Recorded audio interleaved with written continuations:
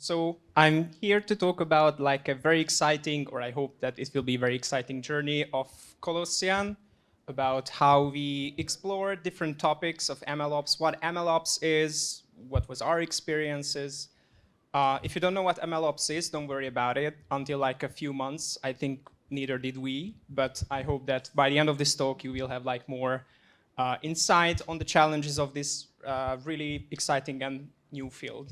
So first of all, like a few sentences about myself. My name is Adam. I'm the platform team lead at Colossyan for like 3 years full-time. It's been really a journey here because we've scaled the company from 0 to thousands of customers now, and it's just really an evolving story as of now. Sorry, yeah. Okay, so icebreaker, let me first tell you this joke. I will hope that it will be either a really success or a failure and we can just get past to it. For the demonstration, thanks for Dolly. I tried to update to 04, but since I made the slides last week, so it's a bit outdated. So the joke, an electron is pulled over in the highway. The police officer says, "Did you know you were going 85 miles per hour? And the electron answers, "Thanks, officer. Now I don't know where I am." Raise your hand if you understood the joke. Okay, there are a few hands. I'm happy. I really like this joke because you have to be a nerd or like a physics major, but you know, I will explain it. So what I first want to talk about is the uncertainty principle. Just bear with me for a moment. It will all come together. Don't worry about it. Uncertainty principle from quantum physics says that there is a limit to the precision with which certain parts of physical properties, such as position or momentum, can be simultaneously known. You know, Schrödinger's cat, stuff like this. So you can measure something, or in other words, the more accurately one property is measured, the less accurately the other property can be known. So the more you know an electron's position, the less you will know its momentum. Okay, so my statement for today, I'd be happy to discuss this after the talk. Please come to me if you agree or not. My thesis statement today is that this is also true for product engineering. You either observe the current status of your product, your position, or you can focus on the future outcomes, your momentum, vice versa. You cannot really focus on both. What does this mean? The more you A/B test, the more you experience, the more you do feature flagging, the less you will know your stable state, how your activation rate is, how your product works in its intended way, which is the base permissions or a base feature set for all customers. My other part of the thesis statement is that this lower bound is not universal. This is something that is a property of an organization. So this lower bound that you see in the formula in the last slide, it's something called a reduced Planck constant. It's not universal. This is a property of an organization. You can call it as how effective an organization can focus on multiple things, can focus on the position and focus on the momentum, like what we do have now is good enough, and what we'll do in the future, is it good enough? So, and that's how the thesis statement is like balancing two things come to the picture to reflect to the previous talk. Okay, so now that we have this shock, yeah, I just wanted to add another slide that this is not something like extraordinary. So you can either focus think A or think B, so this is not like a very, very new thing or a very innovative thing. So for example, in statistics, there are really different models for explaining the data on what are the underlying like base variables, or if you want to predict something in the future. So you either focus on the present or focus on the future, so it's something this idea tries to represent. Okay, so now that we have the icebreaker, just to get another side of the story, I'm going to talk about like Colossyan, MLOps, why it matters, and how it comes to quantum physics. So Colossyan is an AI video creation platform. We're creating these very lifelike AI avatars, and you can put it together using a PPT or similar like a PowerPoint presentation. And what we do is that we generate a video where this AI avatar is synthesized by our AI models. Just to put this into context, we're generating around 60 hours of video daily, roughly like 320 videos to be sure. These are mostly like 4K videos, so there's a lot of output of these AI models, and I try to like summarize like the net output of the AI models is 38 hours of 4K videos on a daily basis. This doesn't seem like a lot, but if you ever like try to torrent something in 4K, then you may feel that the network throughput on its own can be like challenging. And we have increasing numbers, obviously. So going back to like what is MLOps and why it matters in our case is, you know, it's going to be really shocking. MLOps is basically machine learning development and ops, so DevOps. So it's the way to streamline the process of creating a machine learning model from development to production and do everything that relates to that. So monitoring, creating the whole pipeline, making it sure that it will be stable in production, and what everything comes to this.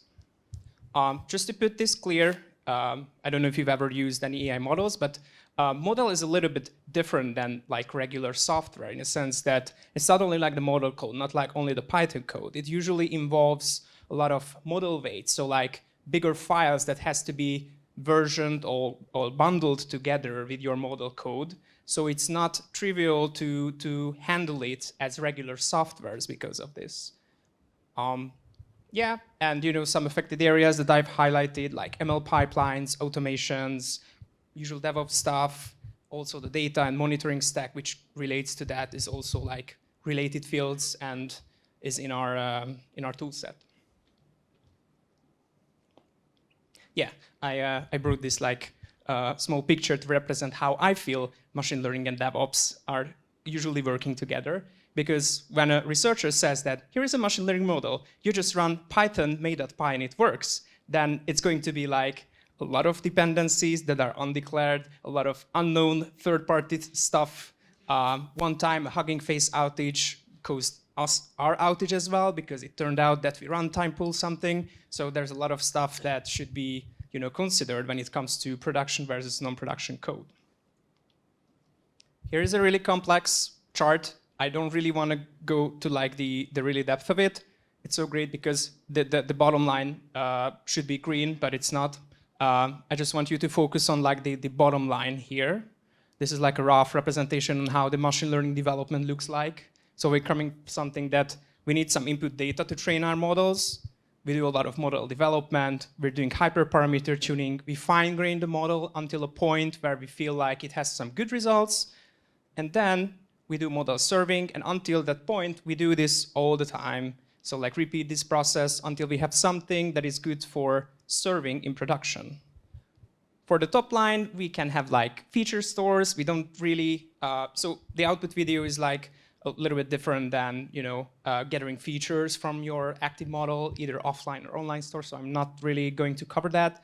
And also like the model registry that I've talked about, how you package or bundle these models. It's also like a topic that I will highlight a little bit later. But like the rough pipeline is something like this, that a model is being developed.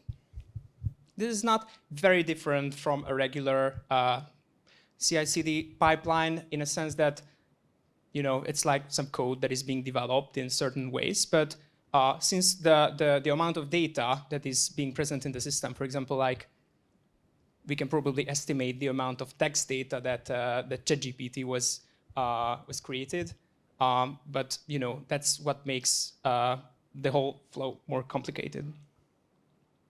So I'm going to present you like 5 topics around our MLOps journey, how we get to the first model packaging to our advanced model serving. And circling back to the quantum example, I'd like you to always think about what is our current position in the sense, what do we do now, how do we do it, and what is our momentum, where we want to go. So I don't really want to go like all the details, like in all of the stories. I want you to focus, and then by the end of the talk, you probably have some kind of conclusion of what our focus was and what is our current stance, position, and momentum at the moment. Okay, so we are in 2021. Our first researchers just come with a great model. You just run this Python file, and it's so great, it's so cool, it works. So it was easy to just containerize, put it like in a container, and then it runs, which sounded like very easy first, but then it get like really complicated. Just to put this into perspective, if you've ever like containerized any Python application, it usually comes from like a very, you can actually reduce it to use like a slim image, like 43 megabytes, which is compared to other containers still a lot. But since we're using CUDA or some underlying GPU compatible source, this starts at 1.09 gigabytes, which is a lot compared to other containers. We also have some other dependencies. We use CUDA. Obviously, we needed a few other packages from Ubuntu, from other sources, and then, whoops, we are like 14 gigabytes, which is a lot to even just pull, not even to run and have like the machine to support this. So this is something that is vaguely different from like our regular containerization and life cycles, that these containers are huge, and your infrastructure has to be very accommodating to handle these large images. There are some other formats too that I don't really want to talk about. We recently explored a few of them, and which may solve this problem, but yeah, that could be like another 30 minutes to talk about just those. Okay, so now we're in 2022. We have our first model containerized, it's run, we had some demos, a few investors hit us with a few $1 million. We're happy, and we actually had like a really great POC on GK in 2021, 2022, and it was working. So it was working on Kubernetes using GPUs. We were really happy about it, and then we got our pre-seed round in AWS credits, which was really great because by that time AKS was lagging a little bit of Kubernetes support, like 2 versions behind, and it didn't have the GPU support in GA. So we had to like scratch our head and to come up with another solution, and then we opted in for ECS, which is like AWS's alternative to Kubernetes at the time, and it worked with GPU, so it ticked all the boxes for us. And there is another service, the AWS Batch, that we used for like a batch-based API for this. This was the worst decision that I've ever done in my entire career, and but it worked, and now our company works. If we had waited like, I don't know, 3 months to wait for the AKS release, then we wouldn't be here because it wouldn't work at that time. So I'm proud, but also a bit disgusted about these decisions, but here we go. We did a lot of feature development into this whole system that Kubernetes would be so easy, but we had to add like image caching to not clean the image out of the box, pre-pooling, a lot of scheduling related parts, tons of stuff. And yeah, over the span of years, the queuing time from 20 minutes, 15 minutes, we get it down to a few minutes on average, but we still have a lot of like challenges around this whole system just because we didn't have the flexibility. So if you think about like position, momentum, we managed to get a really good position, but the momentum is not really there because we use a not very flexible system that we cannot build on top of it. So yeah, but it worked, and we have more customers, and we had more, our ARR increased, so we were happy. But then we were like, okay, we need to like make our own models, not just like fine-tune like existing models. We need to put more effort into creating our own quality models. And one of the key takeaways that we had this concept back there that high-quality avatars or high-fidelity avatars could only be achieved with personalized models. So we had a model for each of the avatars that you've seen, which generated the video. We didn't have like a generic model like that you could use to generate all kinds of avatars, because our videos are in 4K, our big are big companies, big techs that subscribe to us. They require trainings in 4K, so we couldn't really we didn't really have any other alternative than to use like really specialized models, which was able to create like really good quality results.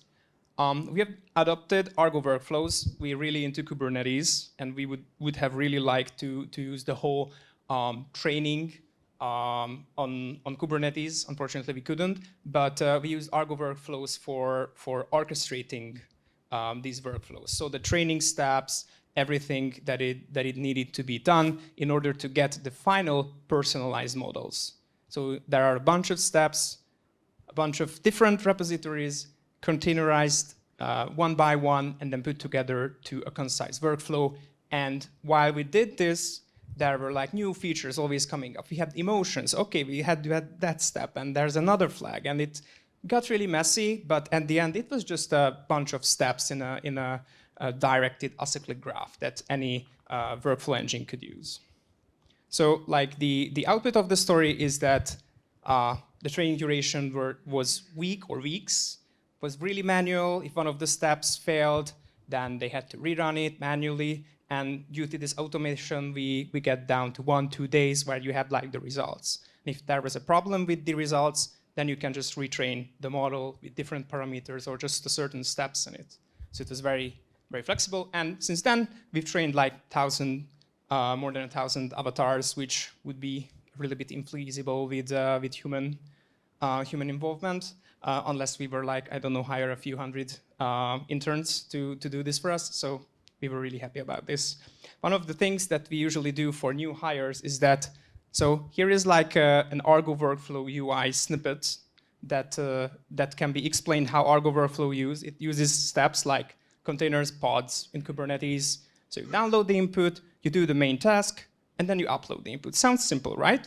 Okay, so here is a minimalistic example that failed. Please debug this for us. And they were like, okay, this is just steps. So eventually you have to get down and dug into this, but it is how it is. So it got complicated over time.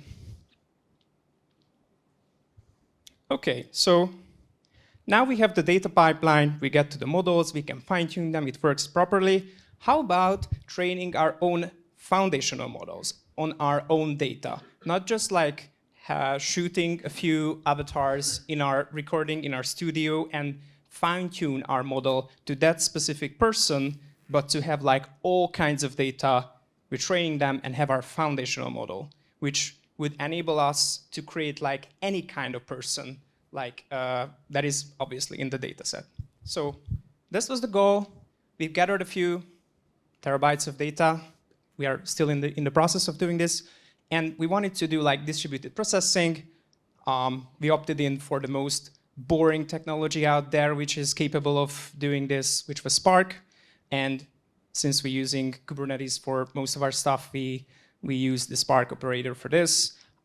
It is and was like a still steep learning curve and a very different mindset from the researchers that usually like Python main.py to like a distributed mindset of running multiple workers in parallel and how these whole concepts work. So we're still in the process of learning this, but we're getting there. And the outcome that is actually still running at this moment in the cluster is we're cleaning and annotating this data and terabytes of data in parallel and not like logging into 4 different machines, SSHing it, and then putting the command there. Okay, so approaching the end of the talk, you've seen a few topics from different perspectives or different parts of the MLOps pipeline. So you might have the impression that we had different positions, we've had different momentum at different topics. So we might have the impression that we are in either a very good position or we are in a very good momentum at the moment, or like both very good. So we are like super efficient, or either like the opposite. We come to a point where we have to refactor dozens of stuff. Let me just like zoom out a little bit. So circling back to the original architecture graph, you could see that some of the components or some of the topics that we've used was maybe related to these parts. So we've had a good position now, or either had like a good chance of having a good position in the future, so we had good momentum. Well, the thing is, you've been pranked for the whole duration of these slides, because what we did from the very start, from 2021, is to adopt Kubeflow. As you can see, like this is still the same chart, but like the components on top of it. So what we did first is we containerized the model. We moved to model serving. What we did after that is we used like better orchestration, and then we adopted the pipelines, which uses Argo workflows behind it. Then we adopted Spark operator for distributed data processing. So we've adopted the Kubeflow components one by one until we achieved like what we have now is that we have a really, really close system to Kubeflow. What I want to advise against like starting off with the whole Kubeflow, like from the first step that you can do in your MLOps career, is that please don't do that. You're probably not gonna need like all the components. As much as they would like Kubeflow to solve all the MLOps related stuff, it unfortunately doesn't, and it's really complex, a lot of overhead. But what is effective from this whole set of softwares, you can still use these components. So we are using Spark operator in a standalone mode. We do not have like a Kubeflow dashboard or a Kubeflow UI where you can see like the whole deployment of your clusters, but still much to improve on this. Like we still do not have Jupyter notebook servers to serve the notebooks, and there's still room for that. But we're still in a very position, and we were in a very position, or like we had a good momentum from the very start because we knew what we wanted to get. We knew that we wanted to adopt most of these components because they are really flexible, they are really extensive on top of Kubernetes that we know, or like most of the team is very familiar and very happy about using it.